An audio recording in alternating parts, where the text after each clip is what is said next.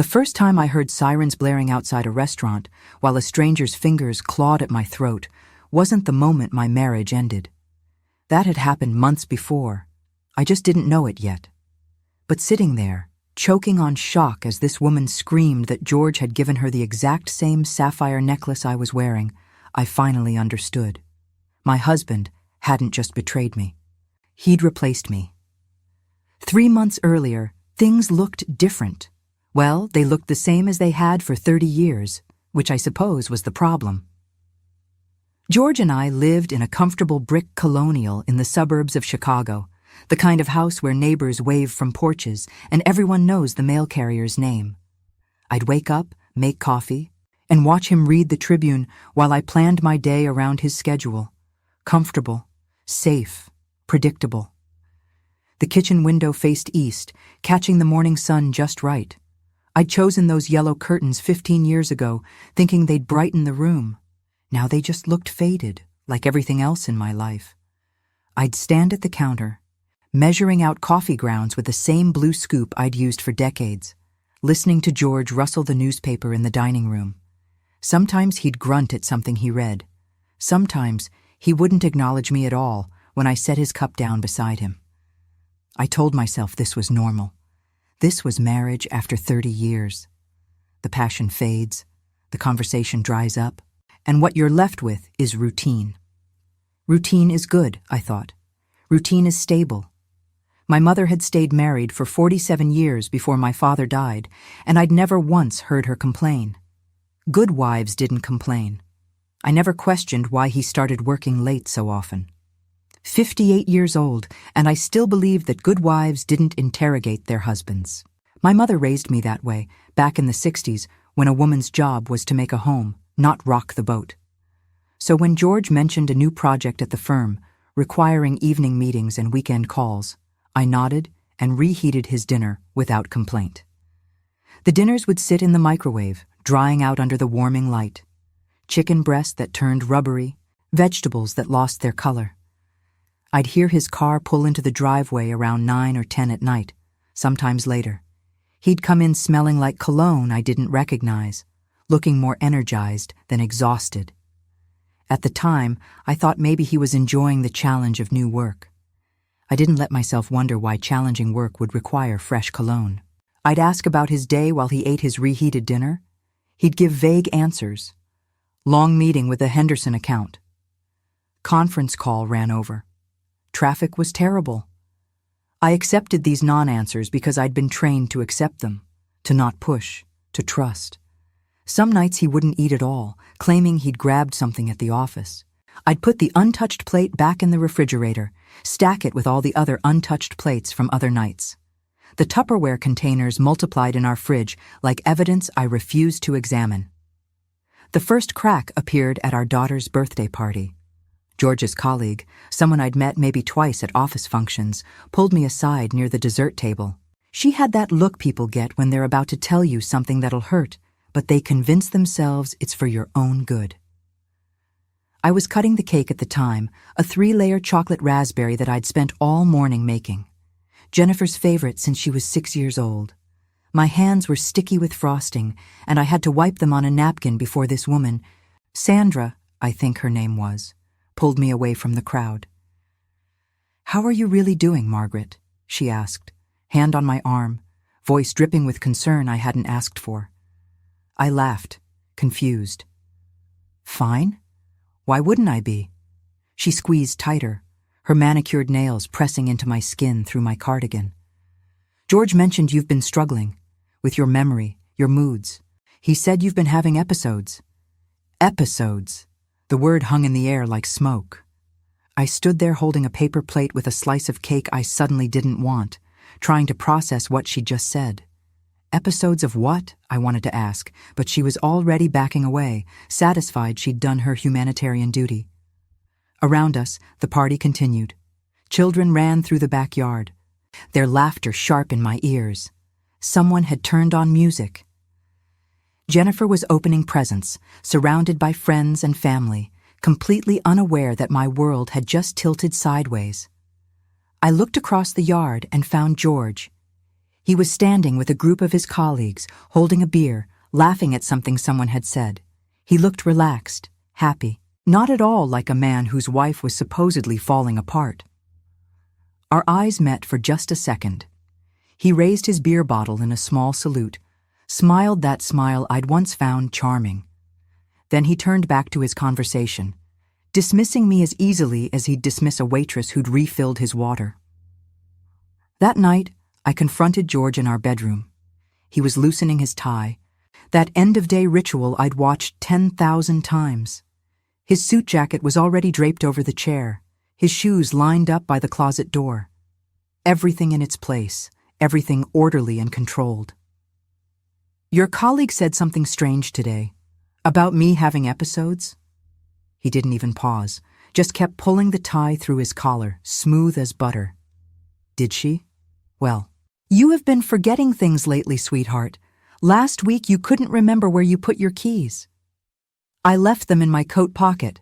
That's not forgetting, that's just—" "And you got confused about what day Jennifer's party was.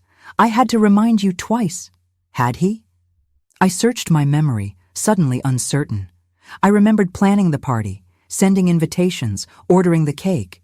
But had I gotten the date wrong? I tried to replay our conversations, but they blurred together, all the little exchanges over breakfast and dinner, routine and forgettable. The ground beneath my feet felt less solid than it had 5 minutes ago. This is what gaslighting feels like, though I didn't have that word yet. All I knew was that I started doubting my own mind. George continued getting ready for bed, unbuttoning his shirt, hanging his pants in the closet. His movements were methodical, unhurried. Like this conversation was just another item on his to-do list, something to check off before sleep. "Maybe you should see someone," he said, pulling on his pajama top. "Dr. Brennan is good with these things. Memory issues, stress-related confusion. It's nothing to be ashamed of, Margaret. A lot of women your age go through this." Women my age. Like 58 was ancient, like I should expect my mind to fail me, like this was natural and inevitable rather than manufactured and deliberate. You're probably screaming at your screen right now, telling me to wake up. But here's what you need to understand about belief. When you've spent 3 decades building a life with someone, when you've raised children and buried parents and survived a cancer scare together, you don't just throw that away over a weird comment at a birthday party. You forgive. You explain it away. You choose to believe because the alternative, that everything you've known might be a lie, that's too terrifying to face. So I forgave him. I prioritized family unity, just like my mother taught me. Just like every women's magazine from the 50s through the 80s told me was my most important job. Keep the family together. Support your husband. Don't make waves. I'd given up my art for that belief. Not all at once. Not with fanfare. It happened gradually, the way most dreams die. When we got married, I was painting 3, sometimes 4 canvases a week. Bright, bold pieces that local galleries actually wanted. I had a showing planned in a Lincoln Park gallery when I found out I was pregnant with Jennifer. I remember standing in that gallery space, 8 weeks pregnant and nauseous, looking at the white walls where my paintings would hang. The curator was excited, talking about the opening night reception, about critics she wanted to invite, about a review in the Tribune. This was my moment, the beginning of everything I'd worked for. Then George came to pick me up. He walked through the gallery with his hands in his pockets, barely glancing at the walls. In the car on the way home, he said, "You know, with the baby coming, you'll need to think about priorities." Priorities. Like my art was a hobby, a distraction from my real job of motherhood and wifehood. George didn't ask me to stop painting. He didn't have to. He'd come home from work exhausted, needing dinner and conversation and support for his stressful day at the accounting firm. The baby needed bottles and changing, and someone to walk him when he cried at 2 a.m. By the time our second child arrived, my paints had migrated to the basement. By the third, they were in storage. I remember the day I boxed them up. It was raining, a cold October rain that matched my mood. I wrapped each tube of paint in newspaper, packed my brushes in bubble wrap, stacked my canvases carefully in cardboard boxes. George had rented a storage unit across town. Said it would free up space in the basement for the kids' things. I told myself it was temporary, just until the kids were older, just until life settled down. But life never settled down. There was always something else that needed my attention, my time, my energy. Always something more important than my own desires. You can always go back to it later, George would say whenever I mentioned missing my art. Right now, the kids need you. I need you. So I painted my life in shades of beige and waited for later. Except later kept getting postponed. The kids grew up and moved out, but then there were grandchildren who needed watching. George's career advanced, requiring me to host dinners for his colleagues, to smile and nod and play the supportive wife at firm events. My canvases stayed in storage, gathering dust alongside the version of myself that used to believe in her own potential. Those dinner parties were performances. I'd spend days planning menus, cleaning the house until it gleamed, setting the table with our good china. George would come home an hour before guests arrived and critique everything. The flowers were wrong, the hors d'oeuvres weren't elegant enough, my dress was too casual or too formal or the wrong color. I'd change my dress, rearrange the flowers, make different hors d'oeuvres.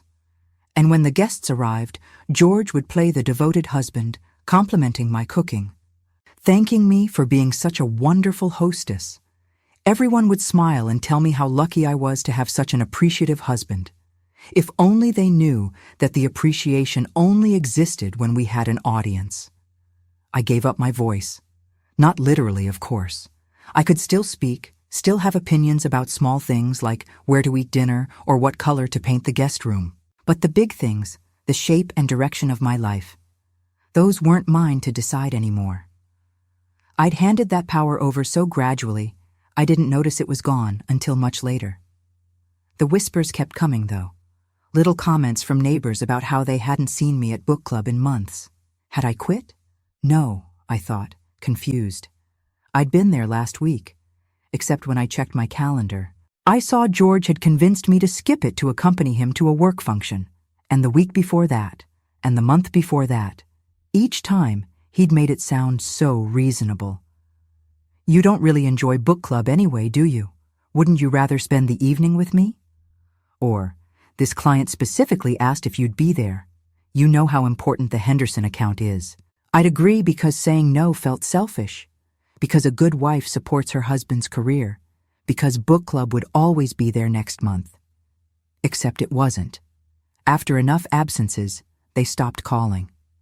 The invitations dried up, and when I finally had a free evening to attend, I felt like an outsider, arriving to find inside jokes I didn't understand, and conversations about books I hadn't read. His sister called one Sunday afternoon while George was at the golf course. "I'm worried about you," she said without preamble. "George says you're becoming isolated, pushing people away." "I'm not pushing anyone away. I'm right here." "Are you?" "Because you didn't come to Mom's memorial service last month." My blood went cold. "What memorial service?" "Your mother died 2 years ago." There was a long pause. "The 1-year remembrance, Margaret. George said you weren't feeling well, that you've been having trouble with crowds lately." I sat down at the kitchen table, my legs suddenly weak. The phone felt heavy in my hand. "Karen, I didn't know there was a remembrance. George told me he was meeting clients that weekend. He never mentioned your mother's service." Another pause, longer this time. I could hear her breathing, could imagine her expression changing as she processed what I'd said. "He told us you were too fragile to attend, that large gatherings have been triggering your anxiety." Her voice had changed. Less accusatory now, more uncertain. I hadn't known there was a remembrance. George had gone alone, told me he was meeting clients. I stood in my kitchen, holding the phone, realizing my husband was systematically erasing me from our social circle, telling people I was unstable, unreliable, unwell, building a narrative where I was the problem. After I hung up with Karen, I sat at that kitchen table for an hour, the same table where we'd eaten thousands of meals, where I'd helped the kids with homework, where I'd planned birthday parties and Thanksgivings and all the ordinary moments that make up a life. How many other events had I missed without knowing they existed? How many times had George told people I was too sick, too anxious, too unstable to attend? How long had he been painting this picture of me as a woman falling apart? But I still believed in forgiveness. I still chose to think the best of him, to assume there was some reasonable explanation. Maybe he was protecting me from stress. Maybe he was worried about my health and didn't know how to say it directly. I made excuses for him because the truth that he was deliberately isolating me was too horrible to accept. Then came the letter. Official, certified mail that required my signature. I signed for it on a Tuesday morning in late October, the kind of crisp autumn day Chicago does so well, with leaves covering the lawn and that particular quality of light that makes everything look golden and temporary. The mail carrier knew me by name. "Big official envelope today, Mrs. Campbell," he said, handing me the clipboard to sign. "Hope it's not bad news." I smiled, signed, took the envelope. It was thick, important looking. The return address was from the Internal Revenue Service. The letterhead was from the IRS. I almost didn't open it, assuming it was some routine tax document. George handled all our finances, had for years. I was good at art, not numbers. That's what he always said. But something made me unfold that letter. Some instinct I'd been suppressing for months, maybe years. The words didn't make sense at first. Discrepancy in filing status, claimed as single parent, tax fraud investigation. I read it 3 times before the meaning penetrated. George had been filing his taxes as a single parent, not married, filing separately. Single, as if I didn't exist. As if our 30 years of marriage were a fiction he could erase with a check mark on a form. My hands shook so badly I had to set the letter down on the kitchen counter. The counter I'd wiped down every morning for 3 decades. In the house we'd bought together, with the wedding photos still hanging in the hallway. I walked to the hallway and looked at those photos. There we were on our wedding day, so young and hopeful, 25 and 27 years old, thinking we knew what forever meant. Me in my mother's veil, George in his rented tuxedo, both of us smiling like we'd won the lottery. There were photos from every stage of our life together. The kids as babies, toddlers, teenagers, family vacations to Lake Michigan, Christmases around the tree, George's promotion celebrations, our 25th anniversary party. And in every single photo, I was there. Real, present, part of the story. How could he erase me on paper while keeping me in the picture frames? I later learned something that made his deception even more calculated. Studies reveal that abusive fathers are 2 times more likely to seek sole custody than non-abusive fathers. It's a control tactic, a way to maintain power even after separation. George hadn't been planning to leave me. He'd been planning to make me disappear. The shock was like a cold shower, except it didn't stop. It kept pouring over me, freezing me from the inside out. I stood in my kitchen for an hour, maybe longer, just staring at that letter. Outside, school buses drove by. The mailman continued his route. A neighbor walked her dog. Normal life continued while mine fragmented into 1,000 pieces. When George came home that night, I had the letter waiting on the dining room table. I'd set it on top of his placemat, right where his dinner plate would go. I wasn't making dinner that night. "What is this?" I kept my voice level, though my heart was hammering. He barely glanced at it, just set down his briefcase, loosened his tie. "Oh, that. It's just a misunderstanding with the IRS. My accountant made an error on the filing status. I'll get it sorted out." An error? For how many years, George? He picked up the letter, skimmed it like it was a grocery list. 2, maybe 3. These things happen. These things don't just happen. You deliberately claim to be single. He sighed, the way you sigh at a child who doesn't understand adult matters. "Margaret, you're overreacting. It was a tax strategy, nothing personal." Nothing personal. Erasing your wife's existence from legal documents is nothing personal. "A tax strategy," I repeated. "Lying to the federal government about being married is a tax strategy. It's complicated. There are deductions I can claim as head of household that, look, you don't understand taxes, that's why I handle them. He set the letter back down, dismissive. Don't worry about it, I'll take care of it. But I was worried about it. For the first time in 30 years, I didn't trust him to take care of it. That's when I started looking at other documents. Bank statements I'd never bothered to examine. Credit card bills George had always handled. Investment accounts in his name only, funded with money I'd assumed was ours. I waited until George left for work the next morning. Then I went to his office. He kept everything in a locked filing cabinet, but I knew where he hid the key, under the false bottom of his desk drawer. I'd seen him access it once, years ago, never thinking I'd need that information. The files were meticulously organized, alphabetized, color-coded, everything labeled in his precise handwriting. I pulled out the tax returns first. 5 years. He'd been filing as single for 5 years. But the tax returns were just the beginning. There were bank statements for accounts I'd never heard of. Credit cards in his name only, with charges for restaurants I'd never been to, hotels in cities he'd never mentioned visiting, jewelry purchases that I'd never received. I found the photos on a Saturday morning when George claimed to be playing golf. I was looking for our old photo albums, thinking I might finally sort through them, maybe make some scrapbooks for the grandkids. Instead, I found my past. The photo albums were in the basement, in a box labeled Family Photos 1980-2000. But next to that box was another one, unlabeled.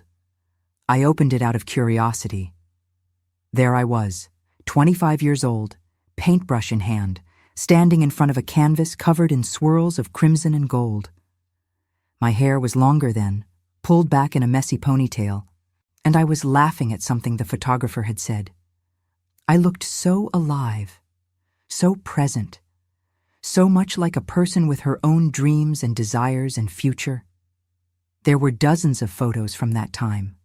Me at art shows. Me in my studio, surrounded by paintings. Me covered in paint, grinning at the camera. Me receiving an award from a local arts council. Me young and happy and fully myself. I couldn't remember the last time I'd laughed like that.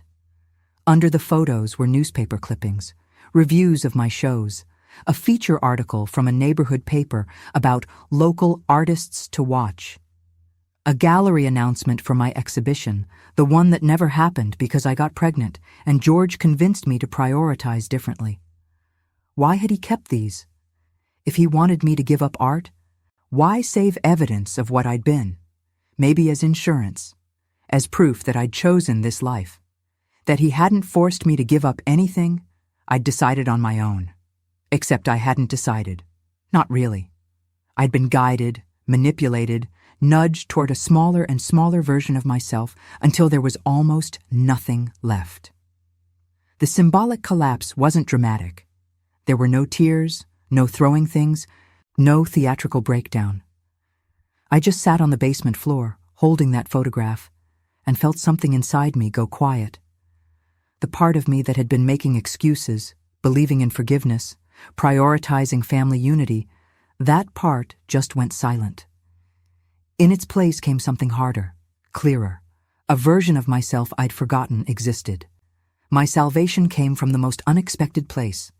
My granddaughter Lucy, 16 years old and sharper than most adults I knew, showed up that afternoon unannounced.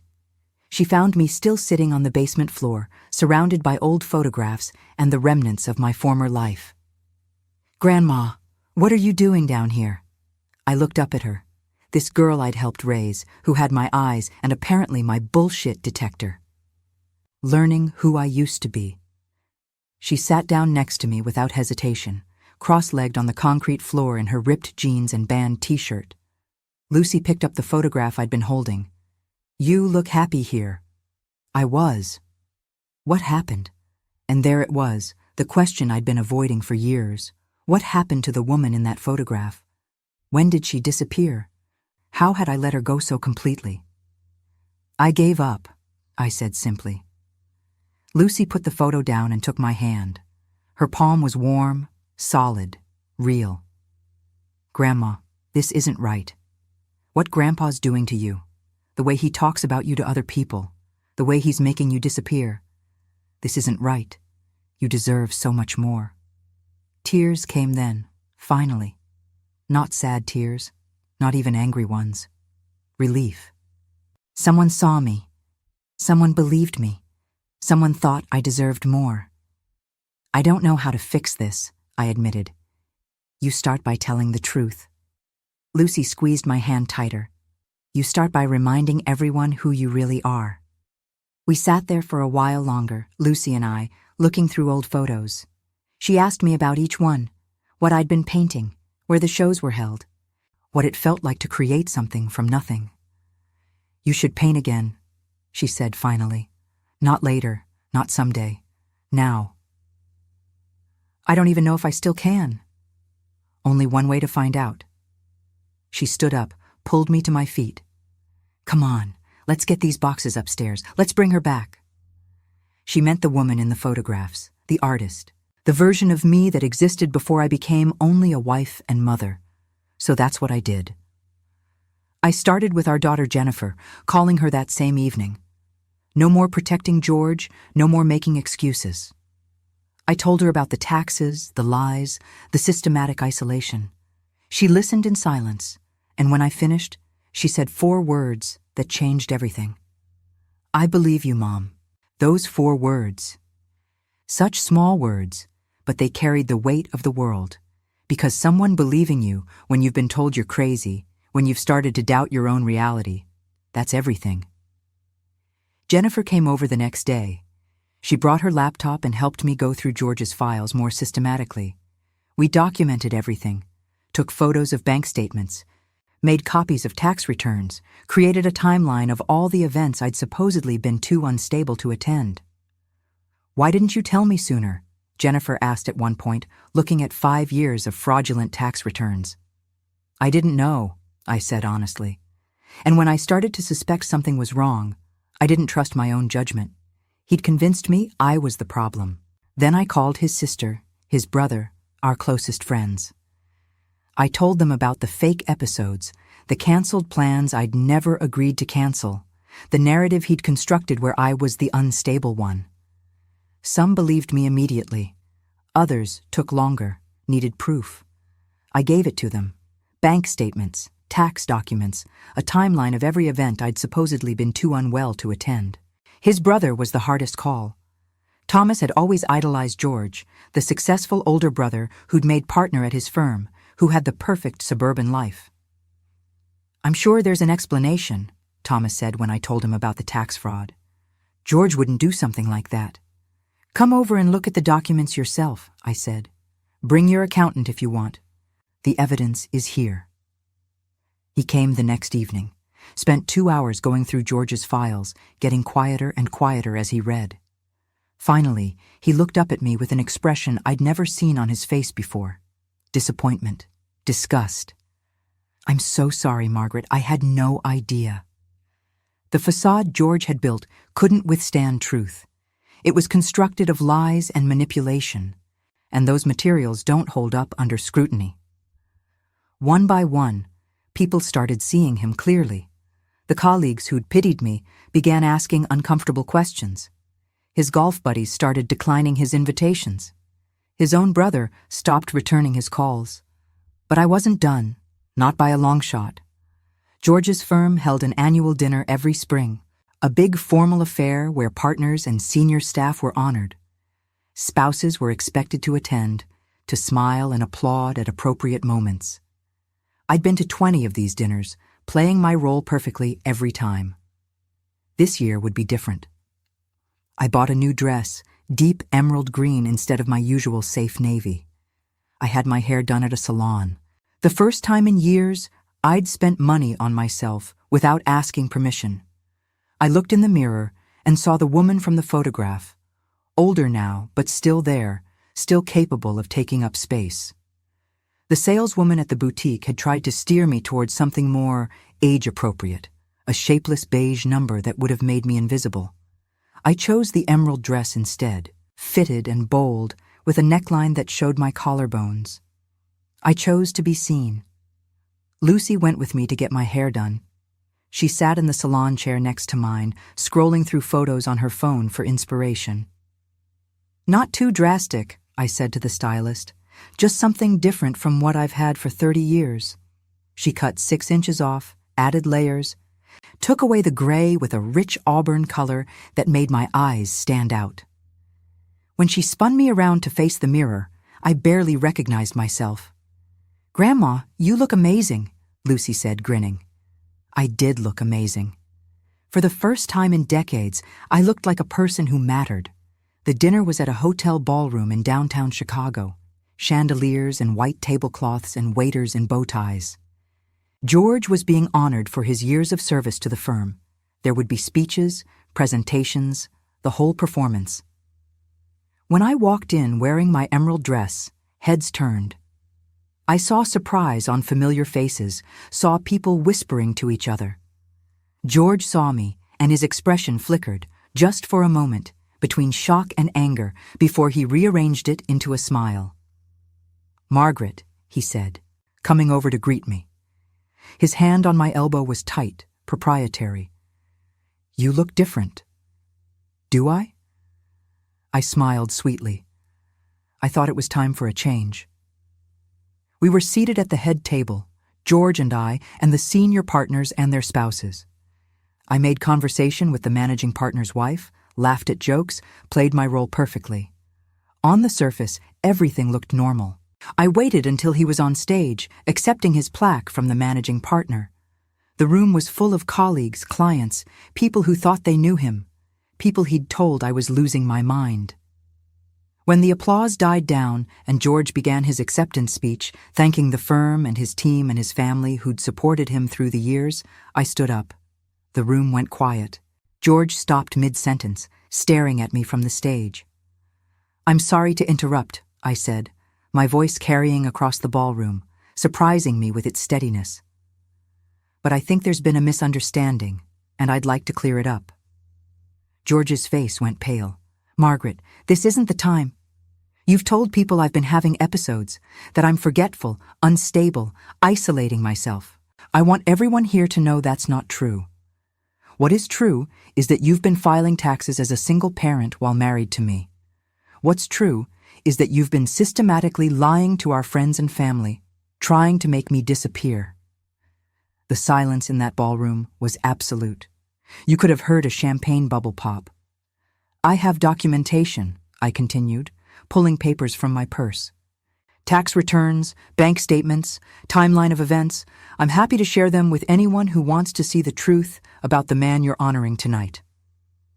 George tried to speak, to laugh it off, to regain control of the narrative. "Margaret has been under a lot of stress lately. She's confused about—" "I'm not confused," I cut him off, my voice sharp. "I'm clear-headed for the first time in years, and I'm done protecting you." The managing partner was already moving toward him, hand outstretched for those documents. Other people stood up, started murmuring. I saw Sandra, the colleague who'd asked about my episodes, staring at me with her mouth open. George tried to speak, to laugh it off, to regain control of the narrative. But the managing partner was already moving toward him, hand outstretched for those documents. Other people stood up, started murmuring. The illusion shattered like a wine glass hitting marble. I didn't stay for the rest of the dinner. I walked out of that ballroom with my head high, leaving George to face the consequences of his lies. Lucy was waiting for me in the lobby, grinning like I'd just won an Olympic medal. "Grandma, that was incredible." "That was necessary," I corrected, but I was smiling too. The justice that followed was swift and comprehensive. George's firm, upon learning about the tax fraud and the lies he'd told about me, let him go. Not fired exactly, they gave him the option to resign. But the result was the same. His reputation, the thing he'd protected by trying to destroy mine, was in tatters. Friends who'd enabled his behavior, who'd pitied me and whispered about my supposed instability, they disappeared from his life. No more golf buddies, no more dinner invitations, no more social circle that had fed his ego for decades. He tried to make me feel guilty about it, showed up at the house one evening, looking haggard and smaller somehow, asking how I could have humiliated him like that. I was in the kitchen when he arrived, making tea. I didn't invite him in, just stood in the doorway blocking his entrance. "The same way you humiliated me for years," I said calmly, except I told the truth. "You've ruined my career, my reputation, everything I've worked for." "No," I said. "You did that yourself. I just stopped covering for you." He tried to push past me, claiming he needed to get some of his things. I held my ground. "Your lawyer can coordinate with my lawyer about collecting your belongings. You're not welcome here anymore." I saw something flash across his face then. Not anger, not even sadness, fear. He was afraid of me, of what else I might reveal, what other truths I might tell. Good, I thought. Let him be afraid for once. We're separated now, divorce papers filed. I'm not naive enough to think this will be easy or quick. But for the first time in years, maybe decades, I feel like myself. Not someone's wife, not someone's mother, not someone's cautionary tale. Myself. From the ashes of that disaster, I found my way back to art. I retrieved my canvases from storage, bought new paints, set up a studio in what used to be George's home office. The first piece I created was a self-portrait, something I'd never attempted before. I painted myself as I am now, 61 years old with gray hair and wrinkles and eyes that have seen too much, but also strong, still here, still capable of creating something beautiful. The storage unit was across town, in the industrial area I'd only been to once, the day George rented it. Lucy drove me there on a Saturday morning. We loaded boxes into her SUV, canvas after canvas, tubes of paint that had probably dried out, brushes that might need replacing. "Look at all this," Lucy said, pulling out a large canvas. "Grandma, you made all of this?" I nodded, looking at a painting I barely remembered creating. An abstract piece, all swirls of blue and purple, like a storm over water. I'd painted it more than 30 years ago, when I was young and convinced I could be both an artist and everything else George wanted me to be. Setting up the studio felt like reclaiming territory. I moved George's desk out, donated his furniture to Goodwill, painted the walls white. I hung my old paintings, set up an easel by the window, organized my supplies on shelves. The first time I stood in front of a blank canvas with a brush in my hand, I cried. Not sad tears, homecoming tears. Local galleries started showing my work again. Not out of pity, but because the pieces were good, raw and honest and different from the safe landscapes I'd painted in my 20s. These new pieces told stories, my story, and apparently other people connected with them. An art critic wrote that my latest collection explored themes of erasure and recovery, the way women disappear and then fight their way back to visibility. I hadn't consciously planned that theme, but once she pointed it out, I saw she was right. Every canvas was a reclamation of space, of voice, of self. The review ran in a local arts magazine. Jennifer framed it and hung it in my studio. "I'm proud of you, Mom," she said. "I'm sorry I didn't see what was happening sooner." "You weren't supposed to see it," I told her. "That's how these things work. They happen so gradually, so carefully, that everyone, including the victim, learns to see them as normal." Lucy helps me with social media now, posting images of my work online. I'm terrible with technology, but she's patient, teaching me how to engage with people who comment on my paintings. Some of them share their own stories of disappearing, of being erased by partners or parents or their own fears. We form a community, these strangers and I, bound by the experience of losing ourselves and finding our way back. 3 months after the hotel confrontation, I'm having dinner at a small Italian place in Wicker Park. Just me and a friend from my art class, celebrating her birthday. We're laughing about something, I don't even remember what, when a woman approaches our table. She's younger than me, maybe 40, blonde hair in a sleek ponytail. Well-dressed, expensive handbag, the kind of woman who looks like she has her life together. "Excuse me," she says, leaning over our table. "I couldn't help but notice your necklace." I touch the sapphire pendant at my throat, A gift from George on our 20th anniversary. Thank you. My fiancé gave me the exact same one. She pulls at her collar, revealing an identical pendant. Same teardrop shape, same deep blue stone, same delicate gold chain. Time stops. The restaurant noise fades. All I can hear is my own heartbeat, loud as a drum in my ears. Your fiancé, I repeat slowly. George Campbell. We've been together for 2 years. He's wonderful, so generous and kind. Though lately he's been stressed about his ex-wife. She's been making trouble for him, spreading lies about... She stops, really looking at me for the first time. Oh my God, you're her. You're Margaret. I should be shocked, devastated, broken by this final betrayal. But instead, I start laughing. Real, genuine laughter that comes from somewhere deep in my chest. Because of course, George had someone else. Of course, there was another woman. All those late nights, those weekend calls, they weren't about work. They never were. My friend is staring at both of us, mouth open.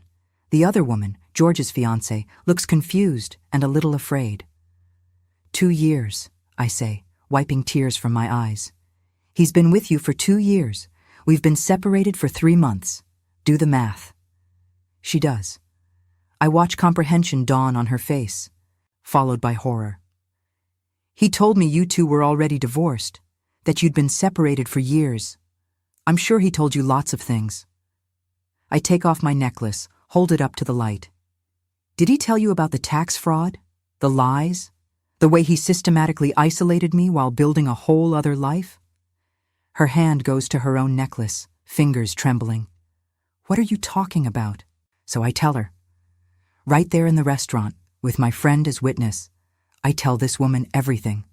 The gaslighting, the isolation, the fake episodes, the tax fraud, the way he erased me from our social circle while telling everyone I was unstable.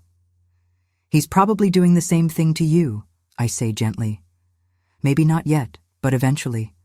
Has he started criticizing you? Making you doubt yourself? Suggesting you're too sensitive? Too emotional? Her face goes white. He said I overreact sometimes, that I need to work on my anxiety. There's nothing wrong with your anxiety. There's something wrong with him. Sirens start outside. Someone's called the police because they're shouting now. The woman demanding answers I don't have. Other diners are staring. The manager is heading toward us. It's chaos and noise and everything is falling apart again. But I'm not afraid. I'm free. Because this, right here, this final revelation about who George really is, it's the last chain breaking. I'm not just recovering from betrayal. I'm stepping into a life he can never touch again. The police arrive, take statements. The woman, whose name I learn is Amanda, sits with us while we wait. She's crying now, quiet tears that smudge her mascara. The officers are kind, but professional. They ask questions about the disturbance, about whether anyone is in danger. I explain that no one is in physical danger, that this is a complicated domestic situation coming to light. Amanda tells them about George, about the engagement, about the matching necklaces. I can see the officer's expression shift as he puts the pieces together. He's probably seen situations like this before, men with double lives, women discovering they're not the only one. When the police leave, satisfied that there's no immediate threat, the three of us sit in silence for a moment. The restaurant has mostly emptied out, other diners uncomfortable with the drama. The manager hovers nearby, unsure whether to ask us to leave or offer us dessert. I'm so stupid, Amanda says finally, breaking the silence. I should have seen it. You're not stupid, I tell her. You're human, and he's very good at what he does. He told me you were vindictive, that you couldn't accept the marriage was over, that you were trying to ruin his life out of spite. She laughs bitterly. I believed him. I actually felt sorry for him, having such a difficult ex-wife. That's what he does, I say.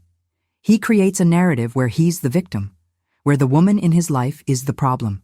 It makes people want to protect him, to believe him. Amanda wipes her eyes with a napkin, smearing mascara across her cheek. What else did he lie about? What else don't I know? Probably a lot, I say honestly. Has he started isolating you from friends, controlling money, making you doubt yourself? She thinks for a moment, and I watch realization wash over her face. He suggested I quit my job, said I was too stressed, that he made enough money for both of us. I thought he was being generous. He was cutting off your independence, my friend says quietly. She's been silent this whole time, listening, bearing witness to this strange intersection of past and present. Before they leave, I give Amanda my phone number, writing it on a napkin since I don't have business cards anymore. If you need to talk, or if you need help getting out, call me. I mean it. She takes it, folds the paper carefully, and puts it in her purse next to the identical necklace that started this whole encounter. Did you really expose him at his work dinner? I did. How did you find the courage? I think about that for a moment. About Lucy sitting with me in the basement, about Jennifer saying she believed me, about the woman in the photograph who'd been an artist before she became invisible. I didn't find courage, I say. I found myself, and it turns out she was brave all along. Amanda nods slowly, absorbing this. Can I ask you something else? Of course. Do you regret it? Confronting him publicly like that? Blowing up his life? I consider the question carefully. Do I regret it? There were consequences I hadn't anticipated. My name was in whispered conversations for weeks. Some people thought I was brave. Others thought I was bitter, vindictive, unable to let go gracefully.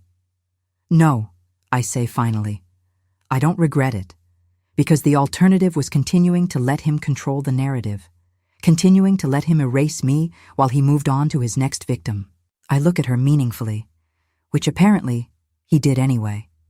She flinches at the word victim, but doesn't argue with it. What will you do now? I ask her. I don't know. She looks down at her hands, at the engagement ring I hadn't noticed before. A modest diamond, tasteful and understated. I need to think.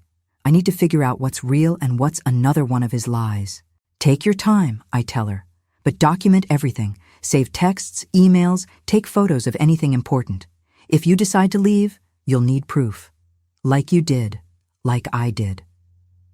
We exchange a look of understanding, two women separated by 20 years and connected by the same man's deception. Then Amanda stands, gathers her purse, straightens her shoulders.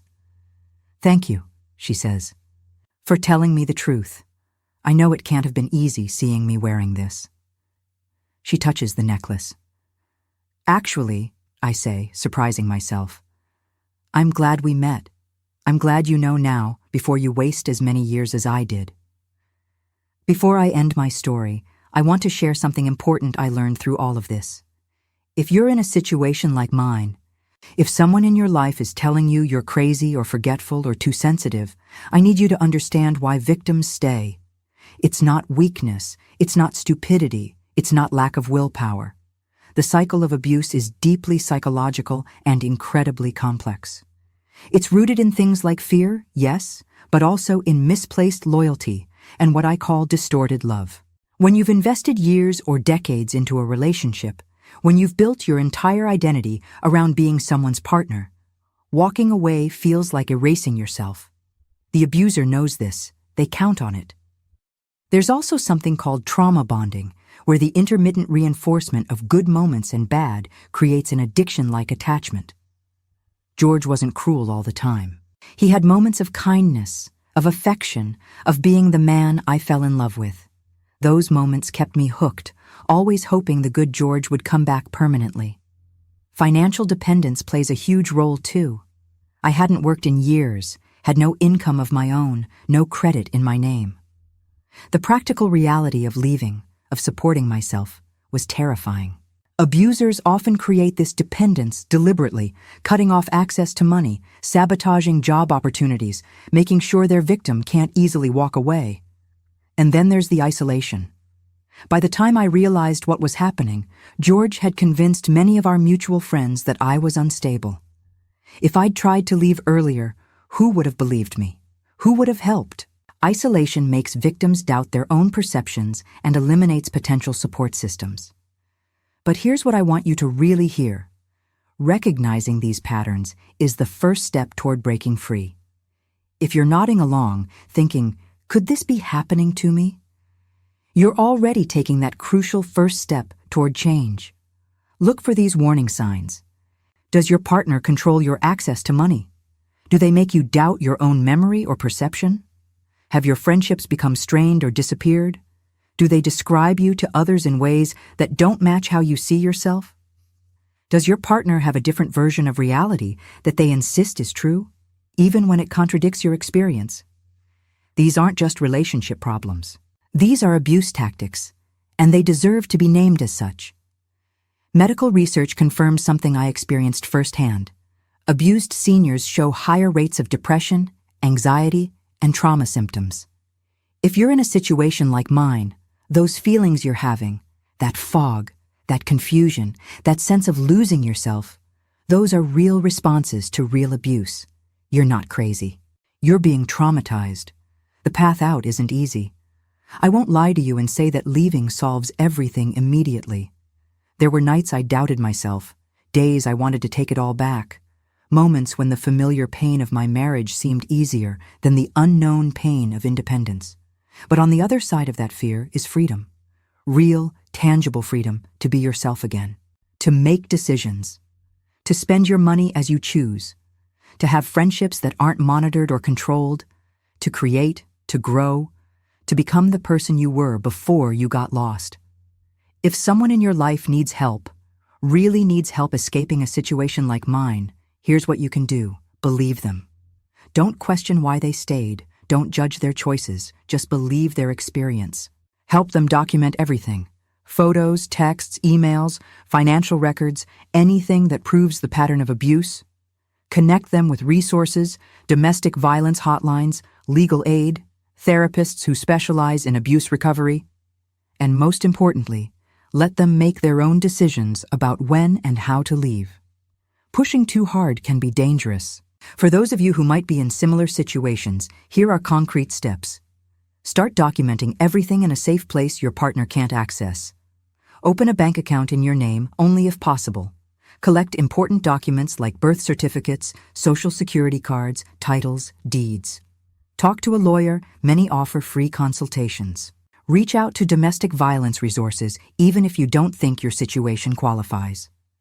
Most importantly, make a safety plan before you leave, because the most dangerous time in an abusive relationship is right when you're trying to exit. You deserve better. Let me say that again because I spent years not believing it. You deserve better. You deserve honesty, respect, partnership, freedom. You deserve to take up space in the world without apologizing. You deserve to be seen and heard and valued. Thank you for staying with me until the end of this story. I know it was long, I know it was heavy, but I wanted you to understand the full picture. Not just the dramatic confrontation, but the years of slow erosion that led to it. The warning signs I missed, the patterns I normalized, the ways I disappeared. I'm curious, where are you listening from? What time is it there? Are you at home, on a commute, taking a walk? I like to imagine all of you out there, living your lives, and somehow our paths crossed through this story. If this resonated with you, if any part of my experience reflected something in your own life, would you hit that like button? It helps other people find these stories, helps them know they're not alone. And please, tell me in the comments, what would you have done in my place? Would you have confronted George publicly or handled it differently? Do you think the justice I got was enough, or should there have been more consequences? I genuinely want to know your thoughts. Don't forget to subscribe if you haven't already. I share stories like this regularly, real experiences from real people navigating the complicated mess of relationships and recovery. If you're looking for something else to watch, I'd recommend checking out my video about financial abuse warning signs or the one about rebuilding your life after 50. Both might resonate with where you are right now. Until the next story, take care of your heart. Guard it fiercely, listen to it carefully, and never let anyone convince you that your reality isn't real. You know what you know. Trust that.